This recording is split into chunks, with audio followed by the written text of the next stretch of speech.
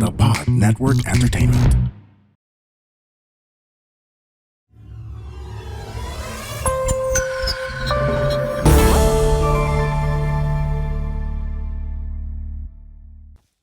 You're listening to the adoboTalks podcast, The Business of Creativity, a series of high-level inspirational and educational sessions on how creativity unleashes inventive solutions that fuel the economy. In each episode, we'll be learning essential lessons through conversations with some of the brightest minds in the creative industries. I'm Angel Guerrero, founder, president, and editor-in-chief of Adobo Magazine. Today's episode is titled, In with the Old, Why We Need to Protect Our Cultural Heritage in Order to Move Forward as Creatives. Sharing her incredible amount of knowledge on the matter is independent institutional critic and curator Marian Pastor Roces. Marian is the founder of Tao Inc., a corporation that establishes museums, curates public art projects, and assists urban planners. The many, many museums Marian's established include the Yuchenko Museum, the UP Manila's Museum of History of Ideas, and the Museum of Contemporary Art and Design. One of her most recent projects was the curation of 50 years of Philippine design exhibit currently on display at the National Museum. You guys have to go there. She's also the co-founder of Brain Trust Incorporated, a sustainable development think tank that analyzes and assists in policy and program development. Thank you for joining us today, Marian. My pleasure. I'm daunted by your CV. I didn't mean to send it to you. No. It's just that this incredible lady, I have to say, I see her in very important discussions when it comes to curation of our heritage museums. I've seen her work in the Dubai Expo. I was there, and there's a lot that she's done. But I have to say, you have 50 years That's correct. behind you. So one of the questions I want to start with is, could you tell us a little bit about how you got started in the arts and institutional criticism in the first place, and what drew you into this discipline? I didn't know what it was. Okay. I had no idea. There was no such thing. There was criticism in 1974. So it has been 50 years. Okay. I've been around since 1974. Okay. Yeah, it's exactly 50 years. Okay. Hey, it's 50th anniversary this year, This right? is my 50th anniversary.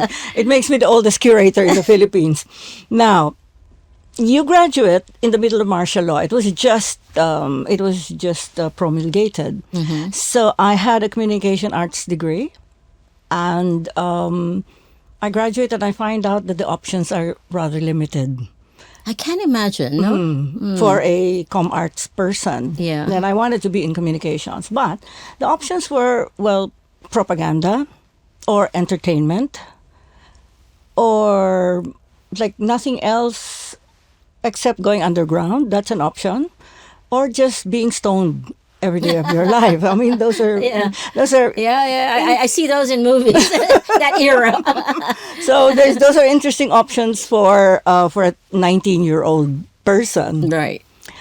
So by a number of coordinates that happened, I walked up the ramp of the Cultural Center of the Philippines, which was very new at the time. It was founded in 1969. So I thought I might walk up the ramp and ask for a job. I actually got a job that day. My goodness. Somebody, these days, I don't know if you can walk up a ramp and get a job right away. But right. Good on you. Yeah. Right, What did you do to convince them? I mean... This very strange person named Raimundo Albano, who was the acting director of the Cultural Center, and his dear friend, Johnny Manahan, asked me to write an essay on the exhibit down the hall. Mm-hmm. And I did. So they said, "You're hired." I mean, so as early as that, you were already writing about an exhibit and having your point of view on it. well, I was asked. Yeah, but still. Yeah. Yeah, well done. And then what happened after that? After that was 50 years of incredible hardship in negotiating for a space for what I think curation should be and what criticism should be. It hasn't been a fun ride. But it's, well, if you look back retrospectively at 50 years, then perhaps I got a few things going. That's about all I can say about, the last 50 years. You try and you try to get, because I entered the picture at the time when the self-appointed avant-garde, which included me, of the visual arts, were struggling or playing, whichever way you want to put it, with the idea of what art is. And at the time, it was plugged into what was going on elsewhere in the planet. It was plugged in a way that art wasn't plugged in the 60s or in the 50s. And so the main agenda at the time was to argue against modernism. I see. But why is that so? That's the nature of contemporary art. This was the beginning of conceptualism and installation art and all of that. And the entire point about conceptual art and contemporary art in general, by definition, is that it is not modern. So would you say that your exposure to the CCP immersed in it right away from a communication arts major? To that. Yeah. And then you had mentoring, I presume? Well, Ray Albano was a bit Ray of a mentor. Albano was your mentor. Okay. That's right. I must have been the only mentoree of Ray. With that interest, right, in curation at that time and critiquing art? No. I was 19 years old. Yeah. But it was very fascinating for a person who had an interest in all sorts of things. But I was interested in being a person who didn't accept things. I came into the job with that perspective. You don't accept things. You try and criticize what went on before you, and I'm not the only one. Everybody in my generation was like that. Yes. Was not accepting anything.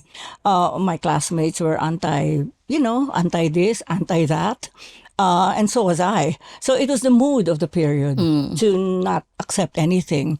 So it was good for me to be in a place. Now, it wasn't the whole cultural center, but if you recall the cultural center of that time, there were four people that you would meet. You would meet Lucrecia Casilag, who was an avant-garde composer and globally accepted. You would meet Bobby Chabet. Okay. And he was considered the father of conceptual art. And then you would meet Ray Albano, who became my boss. And you would meet Jose Maceda, who is like God everywhere on the planet. And you would hear the music that he was composing. Imagine if you're 20 years old or 19. You're exposed to these people. You hear Jose Maceda's Udlot Udlot, which, not Udlot Udlot, but the other one, Cassettes 100. I don't know whether you call this, but the composition had to be heard in 100 radio stations. 100 cassettes at the same time. Okay. You were carrying cassettes the in those cassettes. days, yes. Yeah, it was cassettes, but you were carrying it and there was choreography. It blows your mind. It just changes you completely. This was music that was unbelievable. And then he had this entire assembly of people who were not musicians, with a composed symphony, so to speak, using rocks and sticks. It was amazing. I mean, if you were a child, if you were a young person, the exposure to all of that. You will never go back. You're a conceptual artist until the day you die. So Ray Albano that you mentioned, I've seen the exhibit recently where he did a lot of posters, right? He's very strong in graphic design. Really strong. Yeah. To this day, when you look at his work, correct? He's the same guy, right? He's the same guy. Oh my goodness! But the posters were only the. That's what we see in this modern day. The only thing you see. Yeah. But it was what he did when he couldn't go home or didn't want to go home from the cultural center. Okay. So he would be in a printing press making all those posters. Speaking of graphic design, but I'm going to veer off from graphic design in a bit. Okay. But just the graphic design alone, because the cultural center did not have an extraordinary budget, for example, for posters. So he would do all the posters for the cultural center, and he would have only a budget for 2 colors. Okay. And he can get 6 colors out of 2 by pouring the ink himself onto the drums. Genius. This is a bit of a genius Yeah. in graphic design, but that's not his main thing. His main Okay. thing was conceptualism, and so he was one of the persons who actually did the first conceptual art. So you're immersed in this There was a this little bit richness of this richness, yeah. And how I long did didn't that know. go for? Well, I didn't stay until 3. I didn't stay very long because Okay. it was martial law. Yeah, okay. And I left in 1977, so 74 to 77. Mm-hmm. I already had a lot of misgivings. My first misgiving was that when you're immersed that way, you're reading Art Forum every day, and that's out of New York. Yeah. And then you begin to see that it doesn't apply. Because that you don't live in New York. You don't live in California. You don't live in Paris. And if you're going to abide by the measures of quality, and by quality we mean the craftsmanship of thinking. So you don't go into a room and make a mess and call it installation. That's simply not, that's not conceptual art. It's not installation. So when you think through, then you have no measure of quality. And so at the end of 3 years, I thought, well, this is untenable. You can't be a critic. What are you going to use to measure quality? What are you going to use to measure quality of thought? If your reference all come from New York and you're That's trying right. to emulate That's right. work from outside. That's so correct. you're very critical even that point. Of self. Of And I think self. that was a very important thing. So that's why it's telling where you stand today. It's really of self. Your point of view is very clear. And I think this conversation will carry through that way. Yeah, I think so. I haven't managed to outgrow that part. I think it's beautiful. I mean, not many people dare even. I think in the society of politeness, Yeah. it's and being on the right side of things wherever you Yes. sit. Yeah. It's a tough one. That's why I respect you for what you believe in. And so after that, what did you do? After that, I decided, strangely enough, that I would study traditional Philippine textiles with another conceptual artist. I wasn't an artist. I was a writer and a curator already because I have had that experience already very early. Judy Freya Sibayan is a conceptual artist, and we both decided we were going to do serious traditional art research, traditional textiles in particular. Why? Because at the beginning, at least for me, I thought I might take up something that was flat rather than sculptural, Okay. because a lot of the work in the visual arts, a lot of it was flat, Flat, yeah. Not three-dimensional. not three-dimensional. So I thought maybe, Yeah. And you couldn't really touch it, right? It's printed or whatever. This is something you can actually, it's tangible. The sense of, I learned very quickly, once you enter that field, that it's not flat. A textile is not flat the way a painting is flat, especially when you arrive at the idioms of abstract expressionism coming out of New York, when flatness was ideological. And then you find out the textiles are not flat. They're voluminous. They're made up of threads, and the threads have volume. And you're not really supposed to put it on a wall, really. You're supposed to put them on bodies. Yes. So conceptually, you learn very quickly that it's not a painting. Then you really have to find out what it is. did you ever have frustration of not being the artist, but actually the curator and one who critiques it? Because it's like me. I wish I could paint. I could draw. I wish I could weave. You know what I mean? But you were observing all this. Did you ever think, did you ever have that Strangely feeling? enough, no. No, thank goodness.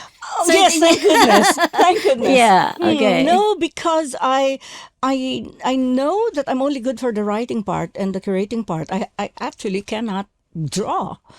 Although I appreciate people who can. Of course. So in the craft that you're in, I mean, you went to textile after CCP.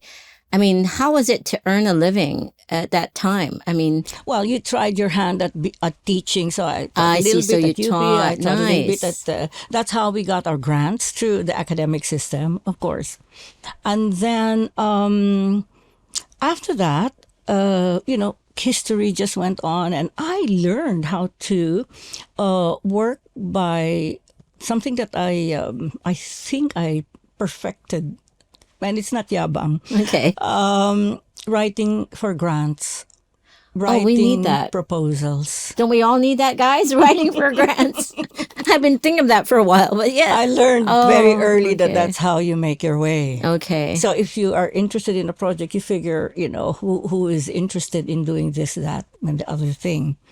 And so this is the reason I am quite close to Design Center, because it was also operating at the same time as the Cultural Center. Because That was Arturo Luz. Yes, that was correct? Arturo Yes. Luz, yes. But very specifically, Neil Oshima, Who's a good friend. Yeah. who's our good friend, Yes. who just arrived from Hawaii. Hawaii, yeah. And he was the one who got the grant out of Design Center to travel the Philippines to photograph traditional art. So I was his research assistant.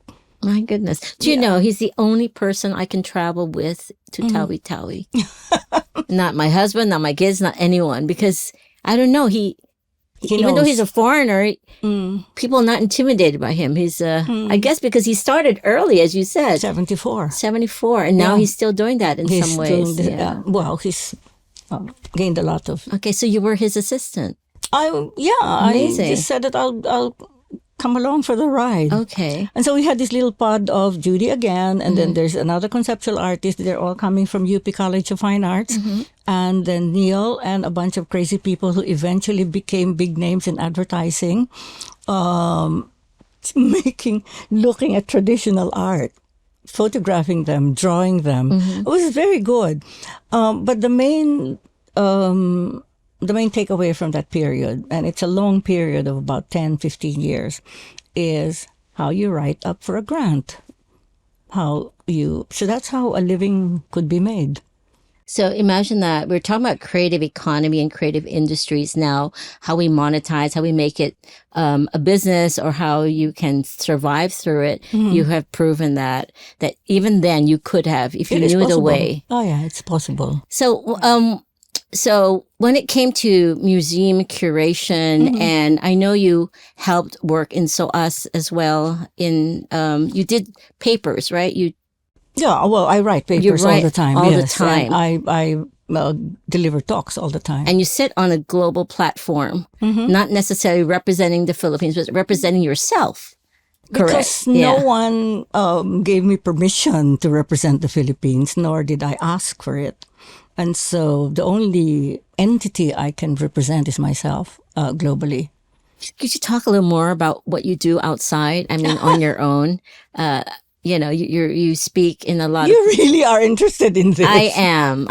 Only because you've done it for 50 years. For a long time, yeah. And even before I ask the other questions, I think it's important to know in terms of context. So you think other people are interested Absolutely. in this? All right. Absolutely. I'll try to be brief, but you can't really be a critic in the Philippines up to now because you don't share a language of criticism. And criticism's language is very dense and very philosophically driven. So unless you have an equivalent community of critics who speak the same language, You can't be honed. well, you are talking to no one. No one. I do understand So that. it's not a question of masyadong balat sibuyas ang Pilipino. That's not it. But if we had some kind of academic training in philosophy, so we could, in fact, have a critical discussion in this country. I am happy, though, that I found, and this is veering sideways and this way, I'm happy that there is a critical discourse in other fields. And that's how I can manage to stay in the Philippines. There is Such as? political science. Okay, There is criticality there. good. And they have a common language in which they criticize political systems and so on and so forth. But less so in art, correct? Here. Not in art. not There in we go. art. And so that's why it's good to veer into other So that you get that opportunity. so you get yeah. that opportunity. So Yes. that's why you travel far and wide. And So what I was trying to say is that because I can't be a critic in the Philippines, then I go out. I go out and most of my work in criticism is published overseas. So I think we're learning a lot from you today. I mean, even at this early part of the conversation, is you have to be exposed, and you have to be exposed with people you want to, in an environment that stimulates you and allows you to do what you do in criticism, right? Because here you say there's practically hardly any discourse, for instance, in art, the way you would have. It's intellectual stimulation. I would right? use the word expose for that context that I found myself in as a very young person, bumping into the cultural center. All right, which I did not plan. But I wouldn't use the word expose anymore as it went through the 50 years. What is needed is not exposure, because exposure tends to be like art appreciation. There really needs It's a bit to shallow. I mean, it's like I'm exposed, but I'm not really immersed. It's That's different. right. So Yeah. there's a difference in Yes, that. What we absolutely. need is very serious, hardcore education. Intellectual rigor. Too. That's correct. Yeah, we do like that in Yes. some ways. Oh my. Okay. Especially in art. All right. No, I'm with you. I do get it. I But do. in other fields, I mean, I think I'm more or less exposed also to medicine, and they do have their systems of checking if you're for real or you're not for real. Sure. But I just heard that there's now a lot of fake science papers coming out because of Apparently, yes. how So frustrating. we live in Indeed. another planet now. Okay, I'm going to ask another question, but thank you for sharing, stuff about your life. Am I missing out anything, or we're Well, eventually, I decided that I can't be employed. okay? I'm too much of a stubborn mule. Yeah, yeah. And so it seemed to me after EDSA, I was asked by the Cultural Center's new leadership to create a new museum for the Cultural Center. And when I did that, so I did the Museo ng Kalindangang Pilipino for the Cultural Center, I realized I could do an entire museum from scratch. So you realize you have this skill. Just the conceptual infrastructure first, and then the collecting, and then putting it together, and working with space, whatever space is given to you. So I thought, why don't I just create a corporation that makes museums? And so that's what I've been Yeah, so doing that was since. going to be my question. Yeah. How did your earlier work as a critic lead you to the current roles in curation, museum development through Tao Inc.? You That's basically mentioned that. What happened That then? project sort of was a catalyst. But you Yeah. realized, I certainly realized I enjoyed it tremendously. Yeah. That was my second round at the Cultural Center. Yes, indeed. And I only stayed also for 3 years. I really cannot stay in institution. I can't be institutionalized. But the reason really is, again, the critical imagination. I love that term, guys. Critical imagination. We tend to just say imagination, but critical, I think, is a key word attached to it. It's a different thing entirely. Yeah. And so if you have a critical imagination, you are able to see where certain systems, and this could be cultural systems, of course, are not healthy. You will see which ones are dangerous, and you will be able to see where it falls or it's flawed. And then I realized that at that time, there was already a discipline That exists. that exists Yeah. at that time. Yeah. And it's called cultural studies. And so that's the flag that I flag, cultural studies, which encompasses critical theory, cultural theory. Cultural studies, as I explain it to most people, is the study of power. Yes. Yes, you did mention that. Tell me, how is power it involved? exotic? Yes, it absolutely is. Is it very exotic? It's a trigger point here. Well, it did come, as most things, as all things do, come from a particular time and place. So cultural studies happened at a point in England where the entire empire is back. They had the biggest empire on earth, and then the entire empire was in London, bringing with it criticism after criticism after criticism of imperialism. So it became a discipline. And then it was fed by feminism. It was fed by the United States Civil Rights Movement. It was fed by the colonial and post-colonial work of people like Frantz Fanon in South Africa. And so it was all coming together. Basically in London, something was happening also in the US. But then it formed a discipline that therefore set out to analyze what's wrong with the power situation in any given society by studying how it is distributed in society through culture. Culture, yeah. Right. I get that. Yeah. Because when you distribute power through culture, you don't notice it. That's right. Yeah. You notice it if it's distributed politically. It's obvious, diba? Yeah. But if power and power relations are distributed through culture, you don't notice it. So you don't actually resist it. You don't actually. You can't. You can't. Yeah. Because yeah. you're inside a world. So, for example, if you live in a society that's anti-woman, that is culturally embedded, and so you can't imagine another world. Yeah. Okay.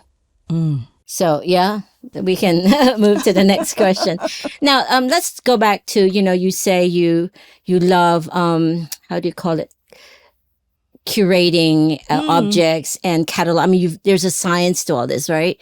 How you put things together. Curation. Yeah. But other people see curation just putting things together and making it good, right? In this day and age. You just triggered me. No, that's why I won't trigger you. It's just, we talk about, what we see now. That's why it's so enriching to listen to you, because there's more depth in all of this. And you have that. So I want to know, going back to that, the preservation of our material past, right?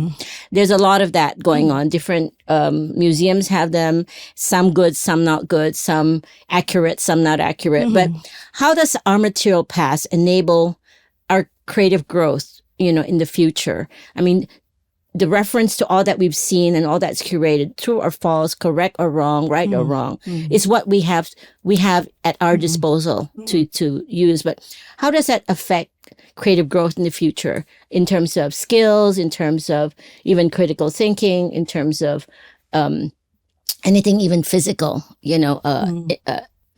architecture? I mean, what you see in terms of environmental space. So is there a correlation between the material past and what you think the creative growth can be? There ought to be, but unfortunately for the Philippines, we're quite unusual in the sense that we've undergone a lobotomy. There's a part of our brain that's not there. And it's because the material culture part of our, let's call it heritage for the moment. As you know, I'm critical of the word heritage. But let's call it heritage for a while. Okay. That is not in the Philippines. Most of the material culture of the Philippines is overseas. Is in museum storages and so there's much more out there than there is. Oh, I'd say 90% is out there. Oh my goodness, everyone! There's 90% of our think- cultural heritage outside the I don't think I'm Philippines. exaggerating. I don't think I'm exaggerating. Yeah. What's left in the Philippines? The gold is left. It never left, so I'm happy for that. Yeah. Archaeological gold never left the Philippines. Except that it's now in the hands of people who buy from grave robbers, so that's another problem. But the ethnographic materials are gone; they're not here, and the numbers are staggering. The Smithsonian has like 12,000 pieces that are in storage. So with this fact, what do we do about that? Well, we know very, very clearly right now that the idea of hollering and saying "give them all back" is It's just not. it's just too simple. In fact, I feel that even if it's brought in, I don't think we're ready. I don't know, as museum to protect, safeguard. I don't know. There's just always this fear. I No. wouldn't go that far because that Okay. means that you don't have any faith in the cultural institutions. Okay. Or private sector. I mean, Sure. private sector could very well. And I know of at least 3 individuals who have simply bought them. And, To protect them. and Yeah. repatriated to the Philippines. Nice. So, private sector can Right. certainly do that. So with this gap, how do we What happens now, all right, let's do it one step at a time. So firstly, we don't buy into the idea that automatically you return it and then it's over and you're done with the colonial past. No, because it's going to be a very complicated set of processes. Secondly, right now, we still, as a people, do not know what's out there. Yes. And so that's why I'm pointing out to this website that was constructed by Dr. Christina Juan at the University of London at the School of Oriental and African Studies. And it's an ongoing, it will go on for a while.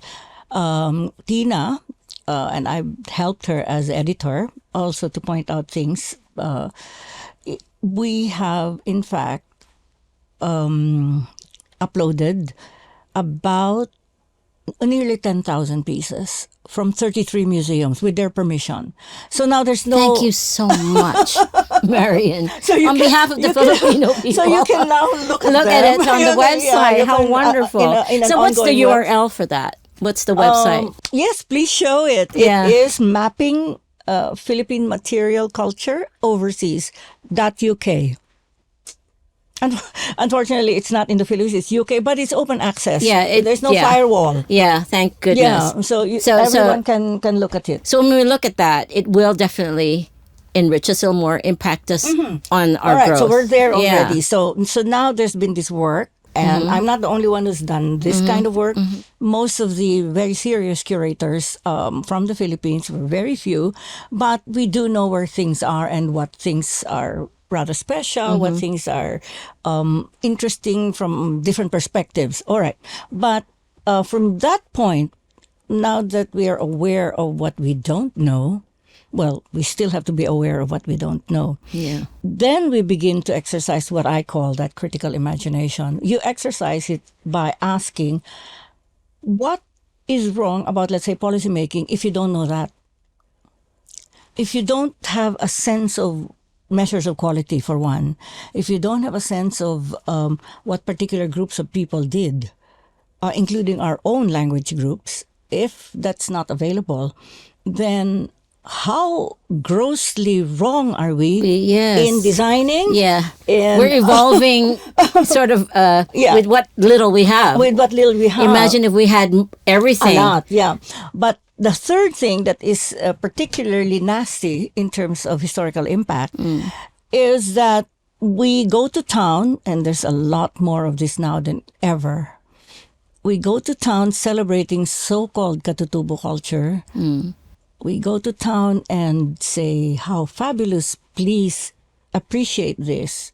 Please, jump up and down with joy at katutubo, this and that. Most of the time, so far in the Philippines, what we are celebrating are eroded versions of traditions because that's all you see. It's good to hear this, by the way, because not a lot of us are aware that we're living in such a state. So I'm sure the curiosity of a lot of people here, they're going to look at what we're missing and how else we can enrich ourselves as Filipinos. Let me continue that just for one more sentence or two. If you are looking at, let's say, a bagobo textile, and it was made like 10 years ago, not by the Gawad Manlilikanang Bayan, but another bagobo, chances are that it's really very bad. There is no chance that that's a good piece. And then from there, you create more things. You create fashion out of it. So, you are therefore perpetrating the decline of traditions. So I'm not really personally vested or invested in the idea of heritage. I am vested in the idea that we gotta know what people did in the past. We have no more than what we know. No more than what we know. And this doesn't play into, I hope not. I hope it doesn't play into the idea of preserving heritage for heritage's sake. Yeah. Because what I'm after is not that. I'm after a more critical view of heritage. And a critical view always is supported by science. It's always supported by hard work. Isn't that a nice juxtaposition between science? Oh, you have to. We have to do that. Yeah. I respect that because sometimes we don't as people in the arts, right? Or in when we curate culture, we don't even use that term. But I think the scientific rigor, you'd say. Well, there's that. There's the scientific rigor. I mean, you really have to go to the tedious processes of Yes. finding out what are the things in Berlin, what are the things in Vienna, etc., etc. Well, there's that. That's not something you can do overnight. But that work has been done in large measure by curators, so that's fine. That's the work of curators. However, when you go beyond that to contemporary art, this is where I began, and I have never left it because I have been continuously a critic of contemporary art in other countries. The idea that there's a separation between science and culture is an idea that we do need to disabuse ourselves from, not just in terms of rigor, of course there's that, but in terms of that's not the way the world is going to be met anymore. And most of the big, great artworks on earth right now have taken on complexity sciences, and all of that. Yeah. Yeah. Well, thank you. Now, what are some of the, you've seen a lot, of course, through the years, but what are some of the most fascinating things you've learned about our identity as About Filipinos, about us, through cultural artifacts? What really hit you the most? I mean, you've seen a lot, Yeah. different ethnography, different regions. What would that be? I remember you talked about gold, right? We preserved that here. It didn't leave. Okay. It didn't leave the country. Okay. So we're happy that it's here. At least two major collections, right?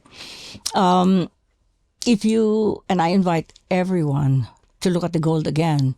If you've been to the Ayala Museum, if you've been to the Yes. Central Bank collection. I haven't been to the Central Bank one. Okay. Ayala Museum, yes. There is also Okay. a collection at the All Central right. Bank. It belongs to the National Treasury.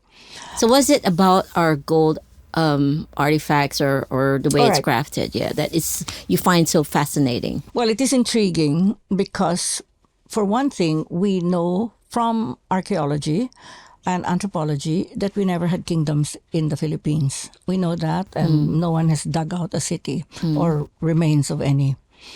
And yet, you have the most incredibly worked gold. Gold that is so fine that you automatically think there's got to be some kind of royalty, some kind of aristocracy that was the context for this incredible workmanship. It's granulation that you'll really die for. It's, gear beads and some truly incredible things that you can't see without a magnifying glass. So the craft of it, It's unbelievable. unbelievable. All right. Now, I say this without any intellectual investment in nationalism, but I have to say that it's really much better than pre-Columbian gold in South America, and finer than the old Egyptian materials. And I Really? say that without nationalism, Sure. without that. It's really fine work. So what's intriguing about it is that how do you therefore square the fact that we didn't have kingdoms? That's a very intriguing thing about ourselves. It is, isn't it? You'll And have to there, wrap is there your an head- answer for that? Do I you ha- think there is a I possibility? have a hypothesis, but I'm not an archaeologist. Okay. But let me just cite the responses of other Filipinos who know this stuff. Okay. And many of them are dear friends of mine. Some say that, well, they were not done in the Philippines. They were imported in because Yeah, they that were would be the easy way of understanding why is there gold Why is there crafted this way and Well, done no, in we had gold. Yeah, That's but not for sure, but not the way it was made. made. All right. It's mostly jewelry, It's correct? mostly Yeah. jewelry. Yeah, and say funerary masks. Okay, and- that's why you linked it to a kingdom or some form of aristocracy well, because people of that. do. People Yeah. automatically think that way. Okay. All right, then. So if you don't have any kingdom, so how do you account for this? Yeah. All right. And so some of my friends who know their stuff, like I said, they speculate that maybe it was done somewhere else. All right, and we imported them 800 years ago, 500 years ago. All right, that's one point of view. The other point of view is that, well, all the techniques exist today. Granulation exists today. Filigree exists today. Gear beads exist today. It's just that you haven't seen our plateros, our goldsmiths, make anything quite like the archaeological material. But a friend of mine who's a fifth generation jeweler says, but the techniques are here up to now. Up to now. All right. So that's something to think about. Yeah, for All sure. right. It still doesn't square with, but we didn't have kingdoms. Okay. So I am of the position that we really have to understand our culture by not measuring ourselves against what we know to be civilized. That we have to have other measures of what it is to be a human being. And we should be open, as far as I'm concerned, to the possibility that non-kingdom environments, which was animistic and so invested in the spiritual, can actually make this stuff. Intriguing, guys. We have to look at our gold again, go to the exhibits and think. And think. And ask yourself. It's very intriguing. Now, Yeah. the reason we cannot answer that question To this day. to this day is because most of the graves have been disturbed. Ah, okay. I get that. But thank you for sharing that with us. That's fascinating to know.